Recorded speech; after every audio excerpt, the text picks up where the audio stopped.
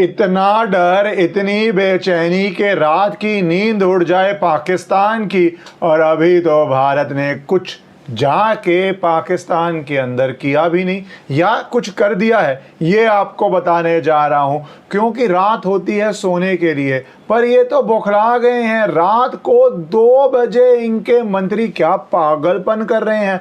आपको वो वीडियो दिखाऊंगा, आपको वो स्पीच बताऊंगा, पर उससे पहले एक बात समझिए, भारत के अंदर क्या हो रहा है, साथ ही साथ भारत बॉर्डर पे क्या कर रहा है, साथ ही साथ पाकिस्तानी आर्मी का क्या हाल हो रहा है, पाकिस्तान सिटीजन का क्या हाल हो रहा है। और जो लोग बार बार सवाल पूछ रहे थे कि इंडस वाटर ट्रीटी में क्या होता है, आपको एक इमेज भी दिखाऊंगा कि क्या हो गया है।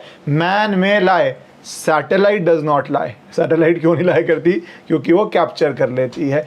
ये सब बातें आने से पहले आप एक बात नीचे कमेंट करके ज़रूर बताइए कि आपको ये जो मोदी सरकार की अभी तक स्ट्रैटेजी चल रही है, जहाँ पे खुद वो वीडियोस रिलीज़ कर रहे हैं, खुद वो दिखा रहे हैं किस तरह army chief, navy chief, air force chief आए हैं प्रधानमंत्री से मिलने, साथ में नेशनल सिक्योरिटी एडवाइज़र भी थे, किस तरह उसके बाद पहली बारी भारत की मेरे ख्याल से हिस्ट्री में, कम से कम इस सरकार में, शायद हिस्ट्री में ही, कि आरएसएस चीफ भी जाते हैं और प्रधानमंत्री के घर जाते हैं और वहाँ पे उनसे मिलते हैं। ये क्यों फोटोज़ आ रही हैं, क्यों भारत सरकार ये रिलीज़ कर रही है, क्या भारत सरकार इससे संदेश देना चाह रही है, क्या कारण है इन सब चीज़ें होने का, ये पे नीचे आप कमेंट कीजिए। आपको जानकारियाँ जो जो हो रही हैं वो आपको बताने जा रहा हूँ। पहले तो एक बात देखिए, जो ये शहबाज शरीफ है, ये फ़ोन उठा के ऑफिशियली रोना शुरू हो गया है। यूएन को लेके फ़ोन करता है, प्लीड कर रहा है कि भैया इंटरवीन कर दो, भारत स्ट्राइक करने के लिए रेडी हो गया है। रुक जाइए, अगले 24 से 36 घंटे ये पाकिस्तान कह रहा है, मैं आऊँगा थोड़ा आगे उसके ऊपर, पर ये क्यों कह रहा है? तो इन्होंने उम्मीद की थी कि अमेरिका आ जाएगा बीच में, अमेरिका आके बोल देगा कि नहीं भैया पीस रखो, बैलेंस रखो, फ्लैश पॉइंट है, वर्ल्ड वॉर हो जाएगी, लटरम पटरम पटरम पटरम, और रोक देगा। या फिर कम से कम पैसे वाले देश तो इसको सपोर्ट कर देंगे, जैसे सऊदी अरेबिया, वो आके पाकिस्तान को सपोर्ट कर देगा। वो भी नहीं हो रहा है, तो पाकिस्तान की बेचैनी बढ़ रही है। उसका सर्वाइवल सिर्फ इंटरनेशनल सपोर्ट में है, जो बहुत बारी उसको मिलता रहा। सच बात है, वो देश तो फ्लॉप 80s के बाद 90s में ही होना शुरू हो गया था, पर अंतरराष्ट्रीय सपोर्ट उसको बहुत मिलता था।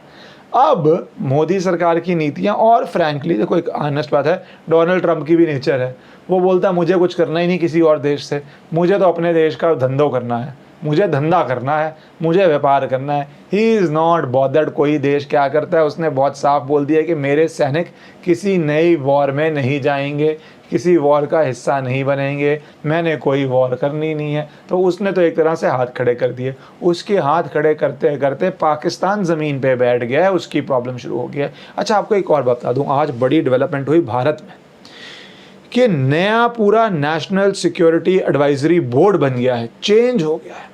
इसके अंदर हेड बने हैं आलोक जोशी जी, जो फॉर्मर रॉ चीफ हैं, वो नए चेयरमैन बन गए हैं। राजीव रंजन वर्मा जो फॉर्मर आईपीएस ऑफिसर हैं, Manmohan Singh former IPS officer, not the prime minister, former, but the former IPS officer. Air marshal PN Sinha जो वेस्टर्न एयर कमांडर थे former, lieutenant general AK Singh, rear admiral Monty Khanna, B Venkatesh Verma foreign services officer. तो पूरा board reconstitute किया। ये कहावत है कि जब आप वॉर रूम करते हैं तो आपको अलग तरह के लोग चाहिए होते हैं की पोजीशंस में, और जब आप पीस टाइम में होते हैं आपको अलग तरह के लोग चाहिए होते हैं। भारत स्टेप बाय स्टेप अपनी पूरी तैयारी कर रहा है। बहुत लोगों के सवाल आते हैं, कब करेंगे, कब करेंगे, कब करेंगे। थोड़ा आप पेशेंस रखिए, हर बात का जवाब तो यहाँ पे देना भी नहीं चाहिए, पर टाइमिंग, प्रधानमंत्री इज़ ब्रिलियंट इन दैट। प्रधानमंत्री क्या, हमारे देश की जो आर्म्ड फोर्सेस हैं, और उनको फ्री हैंड दे दिया गया। ये आपको पता ही है कि प्रधानमंत्री ने मीटिंग में कह दिया, फ्री हैंड है, आपका टाइम है, आपका टारगेट है, आपको कैसे करना है। ज़रूरी क्या है? ज़रूरी ये है सबक परमानेंट और ऐसा सिखाया जाए जो कोई कल्पना ना करता हो। ज़रूरी ये नहीं है कि 2 मई को हुआ या 8 मई को हुआ या 6 मई को हुआ या 10 मई को हुआ, उससे क्या ही फ़र्क पड़ता है। फ़र्क ये पड़ता है कि जब सबक सिखाया जाए तो ज़रूरी। तो पहले मैं आपको कह रहा था कि पाकिस्तान कैसे बौखला गया है, ये आप क्लिप सुन लीजिए जहाँ पे पाकिस्तान का मंत्री खुद रात को सोए सोए क्या उठा और बोल पड़ा। और इतनी हालत ख़राब है कि इस बारी तो बरखा दत्त ने भी ट्वीट कर दिया, जिनके व्यूज़ आप जानते हैं क्या आ रहे हैं, किस किस समय पे पाकिस्तान भारत की सिचुएशन में क्या रहे हैं, वो भी ट्वीट कर रही हैं कि 2 बजे प्रेस कॉन्फ्रेंस। क्या हो गया इनको, रात को नींद नहीं आ रही, रो रहे हैं। सुन लीजिए आप क्या बोल रहा है। Pakistan has credible intelligence that India intends carrying out military action against Pakistan in the next 24 to 36 hours on the pretext of baseless and concocted allegations of भाई पता नहीं रात को क्या पी के सोया था या सोया ही नहीं था। सॉरी, ये मैं आज अपनी गलती मानता हूँ, सोया ही नहीं था। क्या बोल रहा हूँ मैं, पी के क्या सोया था, ये तो सोया ही नहीं था। या तो रात को ज़्यादा लगा ली इसने, या पाकिस्तान में जो चलते हैं सूखे नशे हो रहे हैं जो रात को 2 बजे, या फिर डर इतना है, भय इतना है, डर का माहौल इतना है कि एक मंत्री रात को 2 बजे प्रेस कॉन्फ्रेंस करता है, रात को 2 बजे मीडिया को अरेस्ट करता है, रात के 2 बजे। आप सोचो, आप घर में आराम से सो रहे हैं, मज़े में लेटे पड़े हैं और सोच रहे हैं कि देश अच्छे हाथों में है, अपने आप डिसीजन हो रहा है, और वहाँ पे 2 बजे उनका बेचारा मंत्री जागता है और प्रेस कॉन्फ्रेंस करता है कि 24 से 36 घंटे हैं हमारे पास। इसीलिए सबके परिवार, भुट्टो परिवार बाहर चला गया कनाडा, है ना। क्यों? इनके आर्मी चीफ का परिवार बाहर चला गया। क्यों? लाहौर में सडनली एयरपोर्ट पे आग लग गई थी। क्या कारण है? लोग फ़्लाइट रुकवाना चाह रहे हैं क्योंकि भगदड़ मची हुई है, छोड़ छोड़ के बाहर भाग रहे हैं। पर एक चीज़ भारत की है, उसके बाद मैं इंडस वाटर ट्रीटी पे भी आऊँगा, पाकिस्तान के बॉर्डर पे हो रहा है वो भी आऊँगा, कि मैं इससे शॉक्ड हो गया, एक्चुअली शॉक्ड हो गया। हम बात करते थे इलीगल बांग्लादेशी जो भारत में रह रहे हैं उनकी, पर यहाँ तो जब आप हालत सुनेंगे विश्वास ही नहीं होगा। ये देखिए, ये व्यक्ति कहता है कि मैं पंजाब के अटारी बॉर्डर में हूँ, मैं बैचलर डिग्री परस्यू कर रहा हूँ, मैं जॉब इंटरव्यू दे रहा हूँ, मैं 17 साल से भारत में रह रहा हूँ, मैंने यहाँ पे वोट भी किया है। आप पूछना चुनाव में क्या होता है, नकली वोट, सिटीज़न ही नहीं है भारत का। लॉ में आपको पता है बेसिक बात है कि वोट करने के लिए आपको सिटीज़न होना पड़ता है। पाकिस्तानी 17 साल से रह रहा है, वोट कर रहा है। अच्छा, कोई आ रही है खबर कि ये मैडम, मैंने ट्वीट किया था, अखबार में आया कि ये फर्जी पेपर के साथ भारत में टीचर बनी हुई है। हम बांग्लादेशियों की तो बात ही नहीं कर रहे, मैं तो यहाँ भारत पे ही अड़ा हुआ हूँ, पाकिस्तान पे ही अड़ा हुआ हूँ। प्रॉब्लम लगती थी कि बांग्लादेशी कितने रह रहे हैं, और ऐसी बहुत सारी खबरें हैं, किसी की वाइफ, किसी का बच्चा, किसी का कुछ, पाकिस्तानी है यहाँ पे रह रहे हैं। भैया कोई राष्ट्र सुरक्षा नाम की चीज़ है नहीं है, कितने सालों से रह रहे हैं। अब आप समझे, जब सरकार लाई थी एनआरसी, सीए, क्यों इतने प्रोटेस्ट हुए थे? कागज नहीं दिखाएंगे वाले, क्योंकि कागज में तो तुम पाकिस्तानी हो। जब कागज में पाकिस्तानी हो तो कागज कैसे दिखाओगे? कागज में बांग्लादेशी हो तो कागज कैसे दिखाओगे? और हमारे देश में एक एनजीओ सिस्टम है, एक लॉबी है, एक इको बड़ा सा फैला हुआ है, ब्यूरोक्रेसी में है, अलग अलग जगह जाके अलग अलग जगहों पे अलग अलग रिसोर्सेज लेके वो प्रोसीजर को डिले कर देते हैं। एनआरसी में तो वायलेंट ही हो गया था, और मैं कहता था कि अरे किसी भी एक भारतीय को ये अफेक्ट ही नहीं करता, सीए क्यों कर रहे हैं? आपको जान के हैरानी होगी कि ये ठीक कर रहे थे ना इनके दिमाग के हिसाब से, जेल में सड़ रहे हैं जो कर रहे थे, पर इनके दिमाग के हिसाब से ये ठीक कर रहे हैं क्योंकि इनके पास कागज है ही नहीं, ये भारतीय है ही नहीं। अब ये मौका तो एक भारत सरकार पे भी है कि आपको हर बांग्लादेशी, पाकिस्तानी जो भी इलीगली भारत में है, और आपको पता है कौन कौन इलीगली भारत में है जो कवर्ड नहीं है भारत की स्कीम्स के अंदर, उनको उठा के बाहर फेंकना है। कोई आपको ये ग्राउंड नहीं लेना है कि मैं 10 साल से हूँ, 5 साल से हूँ, 15 साल से यहाँ पे हूँ, सबको उठा के बाहर फेंकना है। ये नकली सिंपथी कार्ड्स जो खेलेंगे वो भारत की छाती पे बाद में चढ़ के हमला करेंगे। भारत के लोग भारत रहेंगे, इन देशों के लोग भारत धर्मशाला नहीं है, नहीं रहेंगे। पर ये जो चीज़ सामने आई, मुझे लगा डिस्कस करनी बहुत ज़रूरी है। चौंकाने वाली बात है, ऐसी इतनी सारी आ गई हैं, क्योंकि इनके सपोर्ट में भी लोग आ गए हैं। अब देखिए, महबूबा मुफ्ती, नहीं ये तो कुछ और था, किसी और चीज़ में आ गई। हाँ, ये उनका ट्वीट, ये सपोर्ट में आ गई हैं कि सरकार का जो डायरेक्टिव है, जो कह रहा है सारे पाकिस्तानी नेशनल्स को यहाँ से निकाल दो, ये बहुत गलत है, ह्यूमैनिटेरियन इशू हो जाएगा। कंपैशन करो विमेन, चिल्ड्रन, एल्डरली को। जिनके परिवार वालों को उनके परिवार के सामने मारा गया, कब क्या कंपैशन था? क्या भारत इस स्थिति में ये रिस्क ले सकती है कि वो अपने सामने ऐसे लोगों को भारत में रहने दे जिनकी लॉयल्टी, आपकी लॉयल्टी तो आपके मदरलैंड से होती है? ये तो एक बेसिक बात है। भारत के रिस्क ले सकती है। और ये तो संख्या अजीब है, कोई बोलता है हज़ारों में है, कोई बोलता है लाखों में है, पाकिस्तानियों की, बांग्लादेशियों की जोड़ दो, कोई बोलता है लाखों में है, कोई बोलता है करोड़ों में है। एक एक को राउंड अप करना ज़रूरी हो गया। पर मैं बात पाकिस्तान की कर रहा था, तो लोग पूछ रहे थे कि क्या हुआ इंडस वाटर पे, क्या हुआ इंडस वाटर पे। तो पहले इंडस वाटर पे आपको ये फ़ोटो देखनी बहुत ज़रूरी है, क्योंकि एज दे से मैन मे लाए बट डॉक्यूमेंट्स डू नॉट लाए। वो पिक्चर में साफ होना शुरू हो गया है कि किस तरह वहाँ पे सूखा पड़ना शुरू हो गया, सूख रहा है। सैटेलाइट इमेजेस दिखा रही हैं कि किस तरह जो बहती नदी थी, इतना पानी था, वो एकदम से सूख गया है। और उसी से टेंशन हो रही है कि अभी तो भारत ने किया भी नहीं, आप कहते हो, और अभी से आपके यहाँ पे सूखा पड़ेगा तो कैसे चलेगा? अभी से रिवर रुक रही है। अच्छा, कुछ दिन पहले रो रहे थे कि भारत ने पानी रिलीज़ कर दिया तो फ्लड।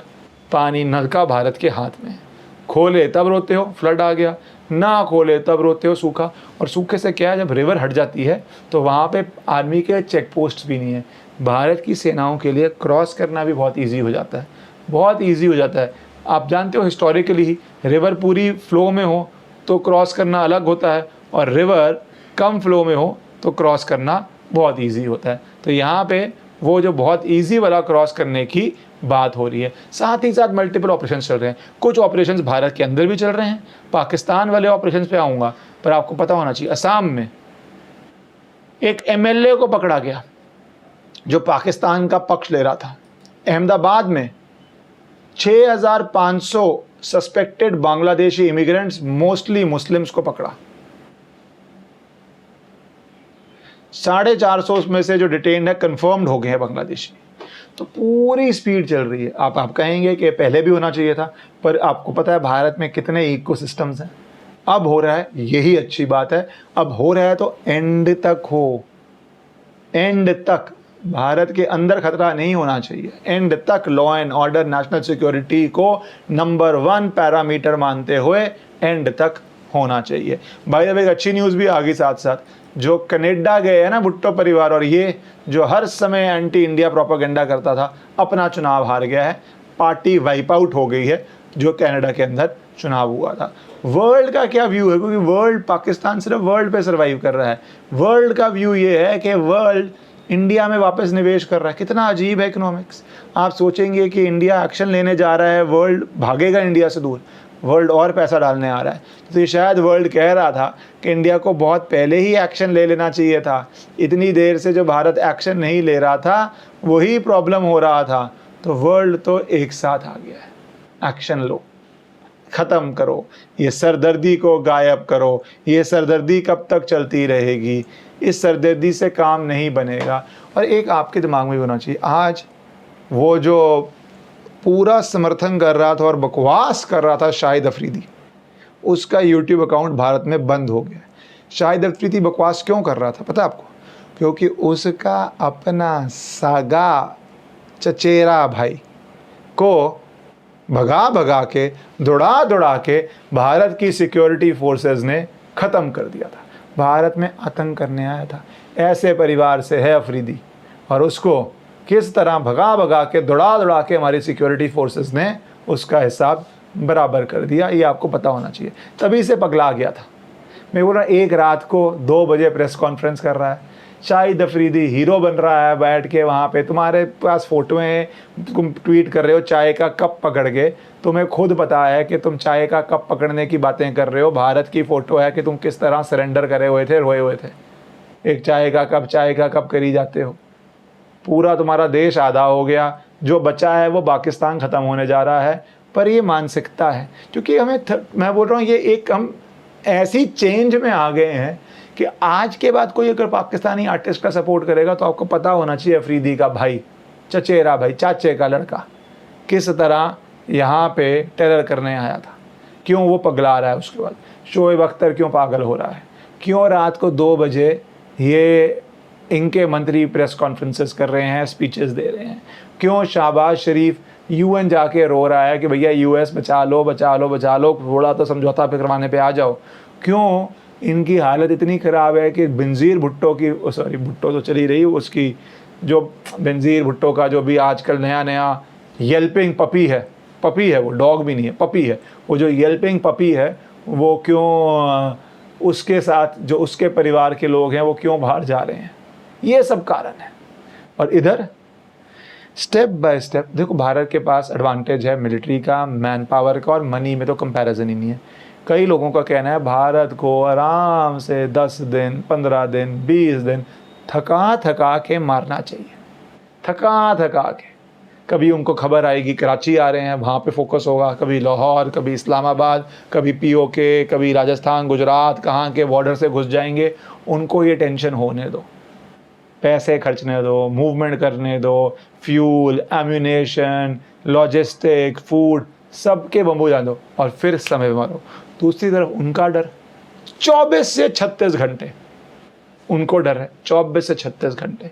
तो या तो 24 से 36 घंटे एक स्ट्रैटेजी में आपको क्या लगता है, आप भी कमेंट कर लीजिए, 24 से 36 घंटे होना चाहिए, या भगा के, थका के, डरा के आराम से अच्छी तरह परमानेंट सबक सिखाना चाहिए। भारत माता की जय।